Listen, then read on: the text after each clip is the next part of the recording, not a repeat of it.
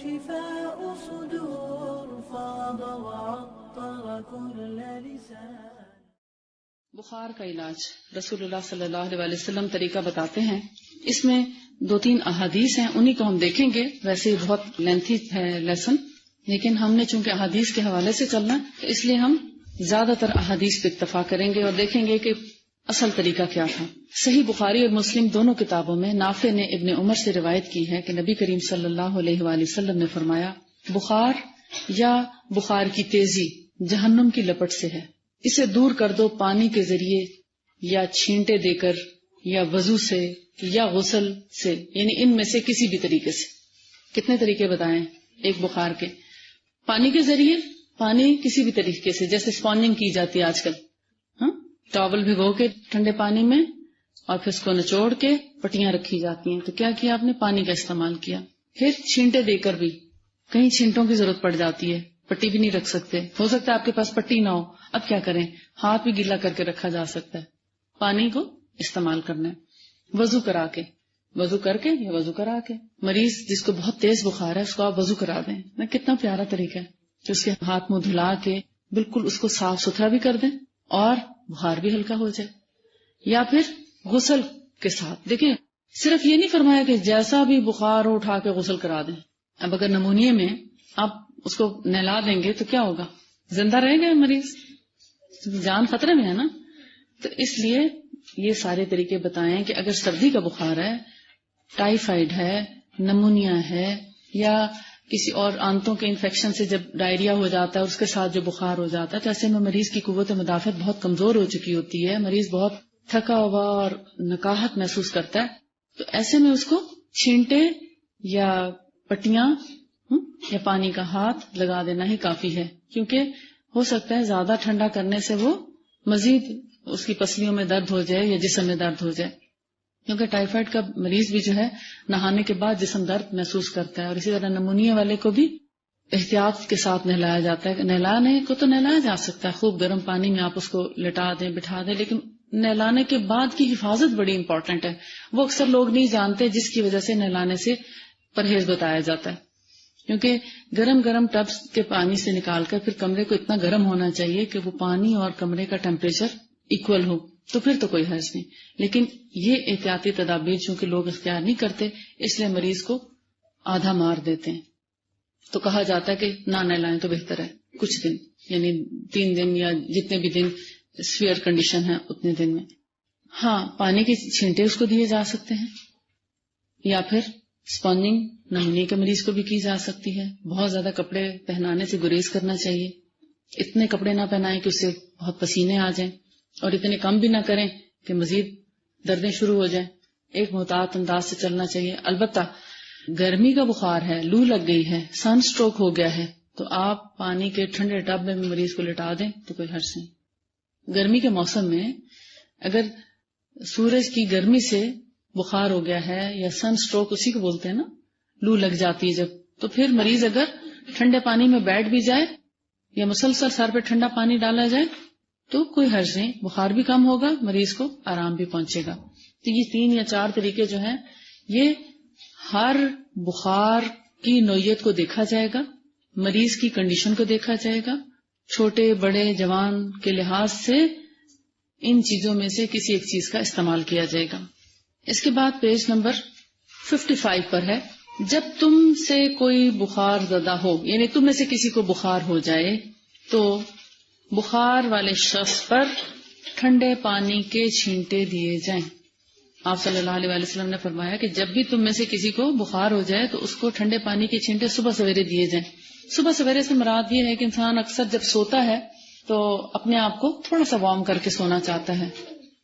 آپ دیکھتے ہیں کہ سخت گرمیوں میں بھی اگر آپ اے سی میں بھی سو رہے ہیں فرض کریں تو آپ کچھ نہ کچھ اوڑھ لیتے ہیں نا، کہ سانس تو ٹھنڈی ہوا میں آتا رہے مگر جسم زیادہ ٹھنڈا نہ ہونے پائے. تو اس میں پھر کیا ہوتا ہے، جسم کو گرما کر سونے سے صبح میں بخار زیادہ ہو جاتا ہے، اور جب بخار زیادہ ہوگا تو اس کا علاج کیا ہے؟ پانی. اور پانی کے اگر چھینٹے دے دیے جائیں صبح صبح تو کیا ہوگا؟ بخار ٹھنڈا پڑ جائے گا.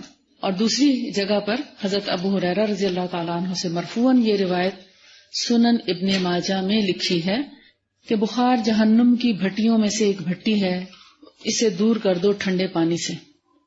اور ایک اور جگہ پر ہے کہ رسول اللہ صلی اللہ علیہ وآلہ وسلم کو جب بخار ہوتا تو پانی کا مشکیزہ طلب فرماتے. مشکیزہ کیا ہوتا ہے؟ مشک کہہ لیں آپ. ہمارے ہاں گھڑے ہوتے ہیں، لیکن عرب میں اس وقت اس دور میں چمڑے کی مشکیں ہوا کرتی تھی.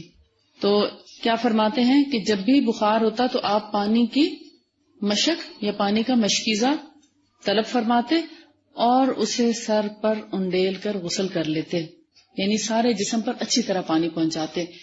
کوئی ایک حصے کو ٹھنڈا زیادہ نہ کرتے تھے. اس کی کیا وجہ ہے؟ آپ کو پتا ہے کہ مکہ کا موسم خاصا گرم ہوتا ہے. آج کل بھی کوئی خاص سردی وہاں پر نہیں ہے، ابھی بھی لو نہیں چل رہی ہے. تو مکہ میں چونکہ سردیوں میں بھی اگر اتنی گرمی ہے تو گرمیوں میں تو آپ کو پتا ہے بہت شدید گرمی ہوتی ہے. تو وہاں پر عموماً گرمی کا بخار ہوتا ہے. تو گرمی سے بخار ہے اگر تو اس کا علاج پانی ہے. جیسے آگ کو پانی سے بجھایا جاتا ہے تو بخار کو بھی پانی سے بجھایا جاتا ہے. اب آپ خود فیصلہ کریں گے کہ بخار کون سا ہے. پٹی لگانے سے پہلے تو اتنی احتیاط کی اس لیے ضرورت نہیں ہے کہ پٹی سیف ہے، کیونکہ پانی کے چھینٹے ہو سکتے ہیں آپ اچھا خاصا پکڑ کے چھینٹا مار دیں اور اس کے سارے کپڑے بھی پیچھے تک گیلے ہو جائیں اور ہو بخار سردی کا تو میں بھی آپ مریض کے ساتھ زیادتی کر بیٹھے. اس لیے پٹی کا کہا جاتا ہے کہ پٹی کا پانی کم از کم بہ کے سارے سر کو گیلا نہیں کرتا. آپ اس کو اچھی طرح نچوڑ لیتے ہیں اور پھر سر پہ ایک ٹھنڈی سی پٹی رکھ دیتے تو بخار خاصا کم ہو جاتا ہے. اور اسپیشلی ماتھے پہ پٹی رکھنے میں ایک حکمت یہ بھی ہے کہ تیز بخار جو ہے وہ ہمارے برین سیلز کو ڈیمیج کرتا ہے. تو جب سر کی طرف خون ٹھنڈا ہو جائے گا تو ہمارے برین سیلز کو ڈیمیج ہونے سے بچا لے گا. اور وضو کرنے میں بھی یہی حکمت ہے کہ جو ایک تو ہماری بلڈ سرکولیشن ٹھیک ہو جائے گی، تینوں طرف کے اعضاء، سر کے قریب چہرہ ہے، بازوں کے آگے ہاتھ ہیں اور ٹانگوں سے نیچے پاؤں. اب یعنی سر سے لے کر پاؤں تک آپ نے مختلف اعضاء میں جب پانی پہنچایا، جیسے وضو کرا دیا مریض کو، تو اس سے کیا ہوتا ہے کہ بلڈ سرکولیٹ کرتا ہے اور ہر طرف سے وہ ٹھنڈا ہو رہا ہوتا ہے. سر کی طرف سے بھی ٹھنڈا ہو رہا ہے، ہاتھوں سے بھی، پاؤں سے بھی. خون جب ٹھنڈا ہو جاتا ہے تو بخار کی حدت کم ہو جاتی ہے، بخار کی تیزی کم ہو جاتی ہے. سیرت میں آپ نے پڑھا ہوگا کہ بخار جہنم کی بھٹیوں میں سے ایک بھٹی کیوں ہے، اسے کیوں کہا گیا. اس کا مطلب یہ نہیں ہے نعوذ باللہ کہ اللہ تعالیٰ معاف کرے کہ کوئی اتنا گناہگار ہے کہ اس کو بخار ہو گیا اور وہ شاید اس کو جہنم سے نعوذ باللہ آگ پہنچ رہی ہے اور اس سے اس کو بخار تیز ہو گیا. اس کا یہ مطلب نہیں ہے. اصل میں جہنم کو تشبیہ دی جاتی ہے ایک گرم چیز سے، اور جب انسان کو بخار ہوتا ہے تو گرم ہو جاتا ہے، تو اس سے ایک تشبیہ دی گئی ہے کہ گویا یہ جہنم کی طرح ایک انسان جو وہ بھڑک رہا ہے. لیکن اس انسان کو جس کو بخار ہوتا ہے، اس بخار کی وجہ سے انسان کے بہت سے گناہ جو ہے وہ معاف ہو جاتے ہیں. مومن کو جو بھی تکلیف پہنچتی ہے تو جب اس پہ وہ صبر کرتا ہے تو اس پہ اس سے اجر ملتا ہے، اور اس کو تکلیف جو پہنچتی ہے اس کے بدلے اس کے گناہ بھی معاف ہوتے ہیں. دوہرا اجر ملتا ہے، ایک گناہوں کی بخشش کا اور دوسرا صبر کے اجر. یعنی بیماری میں اگر انسان صبر کرتا ہے تو اس کو پھر اجر بھی ملتا ہے، اور بخار کی تکلیف سے اس کے گناہ معاف ہو جاتے ہیں. نہ صرف بخار سے، مومن کو تو اگر کانٹا بھی چبھتا ہے تو اس پر بھی اس کے گناہ جھڑتے ہیں. تو بخار تو خاص طور پر اس لیے ہے کہ پورا جسم اس کے ساتھ انوالو ہوتا ہے. یعنی جسم کو اگر ایک حصے میں تکلیف ہو تو اس کے ساتھ بخار ہو جاتا ہے. عموماً جیسے ٹی بی کے ساتھ بخار ہوتا ہے مثال کے طور پہ، آرتھرائٹس کے ساتھ بھی ہو جاتا ہے، ریومیٹائڈ آرتھرائٹس کے ساتھ. پھر جیسے گاؤٹ ہوتا ہے، گاؤٹ کے ساتھ اسپیشلی بخار ہوتا ہے. پھر جانڈس کے ساتھ بخار ہوتا ہے، ٹائیفائڈ میں بخار ہے، نمونیا میں بخار ہے، فلو کے ساتھ بخار ہو جاتا ہے. پھر بعض اوقات جسم میں دردوں کے ساتھ بخار ہو جاتا ہے، عام جیسے ٹھنڈ لگتی ہے، موسم بدلتا ہے اور گلا خراب، اس کے ساتھ بخار ہو جاتا ہے. چوٹ لگ جائے اس سے بخار ہو جاتا ہے، یعنی انفیکشن اتنا ہوتا ہے کہ بخار ہو جاتا ہے. بعض اوقات بوائلز، پھوڑے نکلتے ہیں، اتنے بڑے بڑے گڑھ نکلتے ہیں، ان کے ساتھ بخار ہو جاتا ہے. کتنی وجوہات ہیں بخار ہونے کی. تو ان میں سے جتنی بھی قسمیں ہیں، حالانکہ تکلیف ایک حصے سے شروع ہوتی ہے، چوٹ ایک جگہ پہ لگتی ہے، پورا جسم اس کا ساتھ دیتا ہے اور بخار میں مبتلا ہو جاتا ہے. تو جب پوری باڈی جو ہے وہ تکلیف میں مبتلا ہو جاتی ہے تو اس پر اگر صبر کیا جائے تو اس پر اجر بھی بہت زیادہ ہے اور گناہوں کی بخشش بھی ہے. تو ہمارے گناہ ایسے جھڑتے ہیں جیسے خزاں کے موسم میں درختوں کے پتے جھڑتے ہیں. تو لہذا بخار کو برا بھلا نہیں کہنا چاہیے. ایک اور حدیث میں آتا ہے، حضرت ابو ہریرہ سے روایت ہے کہ بخار کی بات رسول اللہ صلی اللہ علیہ وآلہ وسلم کے پاس نکلی تو ایک شخص نے سن کر بخار کو برا بھلا کہا تو آپ نے فرمایا بخار کو گالیاں نہ دو، یہ تو گناہوں کو ایسا دور کر دیتا ہے جیسے بھٹی میں لوہے کا زنگ تپنے سے دور ہو جاتا ہے۔ اس سے کیا پتہ چلتا ہے کہ بخار کسی کے گناہوں کی وجہ سے نہیں آتا، یہ ہمارے گناہوں کی بخشش کے لیے آتا اصل میں۔ تو جس کو بخار ہو اس کو تو خوش ہونا چاہیے کہ اس سے میرے تو گناہوں کی بخشش کا ایک بندوبست ہو گیا، اور اس پر صبر کرنے سے اجر بھی ملے گا۔ لیکن اگر بخار ہو جائے تو پانی سے رہنمائی لی جا سکتی ہے فرسٹ ایڈ کے طور پہ۔ اگر تو بخار ٹھیک ہو جائے تو ویل اینڈ گڈ، اگر بخار نہیں ٹھیک ہوا تو پھر اس کے بعد دم بھی کیا جا سکتا ہے، دم کرنے کے باوجود بخار نہ جائے تو پھر علاج کیا جا سکتا ہے، اس کے لیے دوا لی جا سکتی ہے۔ اگر بخار پہلے ہی دن 106 پہ چلا گیا تو کیا آپ انتظار کریں گے کہ آج کے دن میں پانی سے علاج کروں اور پھر میں دوا لوں؟ پھر تو آپ کو فوری ایمرجنسی جانا پڑے گا نا، فوری دوا کرنی پڑے گی۔ لیکن اگر بخار 99 100 تک ہے تو آپ پانی سے علاج کر سکتے ہیں۔ اس کی جو بخار سے پہلے کی کوئی کیفیت تھی، کوئی پیٹ میں درد تھا یا کوئی اور جو بھی وجوہات بن رہی ہیں بخار کی، ان کو دور کرنے کی کوشش کریں گے، اور اگر آپ کے کنٹرول میں نہیں آتا تو پھر آپ اس کے لیے علاج بھی کریں گے، صرف پانی پر اکتفا نہیں کریں گے۔ آپ گھر والوں کو جا کے بتائیں کہ آج کے بعد بخار کی دوائی کوئی نہیں لینی، اور جو ہے اس کے لیے صرف پانی سے علاج کیا جائے گا، اور میں نے آج سے زندگی کا اصول بنا لیا کہ جب بھی بخار ہو تو پانی سے علاج کروں گی۔ تو ایسا اصول مت بنائیے گا۔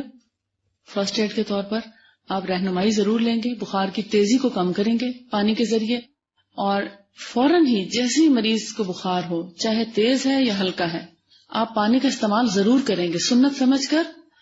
بخار کے علاج کا آغاز آپ پانی سے کریں گے، لیکن اگر مریض کو بہت سردی لگ رہی ہے تو چھینٹے یا غسل نہیں کرائیں گے، بلکہ پانی کی پٹی صرف ماتھے پہ رکھ دیں گے۔ ملیریا میں کیا ہوتا ہے؟ بخار ہوتا ہے تو پھر کیا کرتے ہیں؟ سردی لگتی ہے، اب اس میں اگر آپ مریض کو نہلا دیں گے تو کیا ہوگا؟ مریض نہیں نہانا چاہتا نا۔ تو جس بات پر طبیعت آمادہ نہ ہو وہاں پر فورسفلی نہیں کرنا چاہیے، مریض کے ساتھ زیادتی نہیں کرنی چاہیے۔ ہاں، پانی کی پٹی ماتھے پہ رکھیں، وہ بھی اس کے لیے ناقابل برداشت ہی ہوگی، مگر چونکہ مریض ہے، اس کا بخار کم کرنا ہے، مریض تو چاہتا ہے کہ میرے اوپر 2-3 رضائیاں ڈال دی جائیں تو میں گرم ہو جاؤں، لیکن اس میں آپ دیکھتے ہیں مریض کا بخار بہت شوٹ کر جاتا ہے۔ اگر ماتھے پہ پانی کی پٹی رکھ دیں گے تو مریض کا بخار کم ہو جائے گا، اس کے بعد آپ علاج کی طرف آئیے۔ کچھ بیماریوں میں مخصوص چیزوں کا پرہیز ہوتا ہے، نمونیا میں سردی سے خیال کیا جاتا ہے، اور اسی طرح ٹائیفائڈ میں بھی روٹی کا اور اس طرح کی ثقیل چیزوں کا خیال کیا جاتا ہے تاکہ ایسی چیز جسم کے اندر جائے کہ جو آسانی سے ڈائجسٹ ہو کے جسم سے فضلات خارج ہوتے رہیں۔ اسی طرح ہر بخار میں اگر روٹی کا پرہیز کر کے مریض کو جو کا دلیا کھلانا شروع کر دیں تو بیماری بہت شارٹ ہو جاتی ہے، اس کا ڈیوریشن بہت کم ہو جاتا ہے۔ لیکن ٹائیفائڈ ایک ایسی بیماری ہے، شاید میں نے آپ سے ذکر کیا ہو، کہ جس میں اگر 3 دن تک کھانا بند کر دیں، کچھ بھی جس کو ہم کہتے ہیں نا کھانے کی چیز اگر بند کر دی جائیں اور صرف پینے کی چیزیں استعمال کی جائیں تو بخار ہفتے سے پہلے ٹھیک ہو جاتا ہے۔ یہ ایک بہت بڑا صحت کا اصول ہے، ٹائیفائڈ بخار سے بچنے کا ایک بہت بڑا راز ہے۔ کھانے کی ہر چیز، حتیٰ کہ جو کا دلیے کا بھی پانی پئیں، دلیا نہ کھائیں، اس میں جو کا دلیا ابال کے یا جو ابال کے اس کا پانی مریض کو پلائیں، مگر لوک وارم، ٹھنڈا نہیں، اور دودھ یا جوس تازہ پھلوں کا، ڈبے کا جوس نہیں، پانی، یخنی اس لیے کہہ رہی ہوں کہ سوپ میں آج کل ہمارے ہاں ونیگر اور ساس کے بغیر ہم سمجھتے ہیں سوپ نہیں ہے۔ یخنی کا مطلب ہوتا ہے خالص دیسی مرغی کی یخنی، اور اس میں صرف نمک اور معمولی سی دار چینی یا کالی مرچ، اس کے علاوہ ایک چھینٹ لہسن کی یا پیاز کی جیسے ہم عام طور پہ بناتے ہیں۔ بیمار کے لیے تو اس میں گھی ڈالنے کی بھی ضرورت نہیں ہے، ہاں اگر زچہ ہے تو اس کو گھی ڈال کے دیا جا سکتا ہے اس یخنی میں۔ وہ بھی پھر ہر بیماری میں مختلف طریقے ہیں، مختلف بیماریوں میں گھی منع ہوتا ہے، کولیسٹرول، ٹرائیگلائسرائڈز، یا اس میں یورک ایسڈ ہے تو گوشت منع کرتے ہیں، ہائی بلڈ پریشر ہے تو سالٹ، نمک منع کرتے ہیں۔ اسی طرح مختلف بیماریوں میں مختلف قسم، شوگر میں چینی اور میٹھا منع کیا جاتا ہے۔ یہ تو کہتے ہیں نا ہم نے ٹپس پہ چیزیں یاد کر رکھی ہیں، لیکن یہ ہے بیماری کے بعد کا پرہیز۔